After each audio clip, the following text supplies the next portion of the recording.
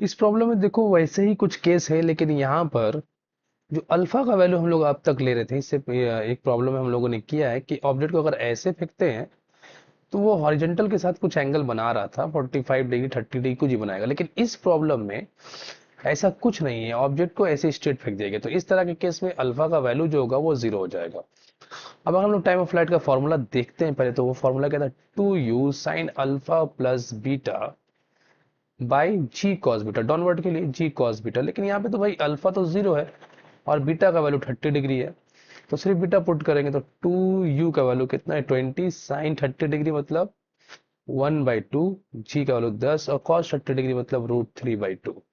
ये 2 कैंसिल हो गया, ये जीरो से कैंसिल हो गया, तो बचा 4/√3। इसको सिंप्लीफाई जब करते हैं तो सिंप्लीफाई करने से हम लोग को मिलेगा 4/√3, मतलब आंसर आ जाएगा 2.31 सेकेंड।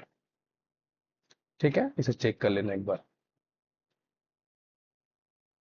रेंज के केस में क्या करना है, रेंज का फॉर्मूला भी हम लोगों को पता है कि रेंज का जो फॉर्मूला था वो था R=u² कॉस स्क्वायर बीटा, और ब्रैकेट में था sine 2 alpha plus beta plus sine beta. अब यहाँ पर देखो कि साइन बीटा साइन अल्फा जो है वो तो जीरो है, अल्फा अल्फा तो जीरो है।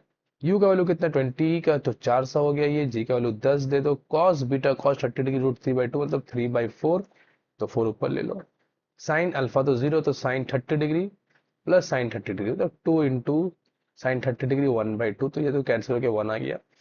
ये जीरो कैंसिल हो गया, मतलब हो गया 160/3। इसको डिवाइड कर लेते हैं, डिवाइड करके आएगा तो ये 53.33 मीटर।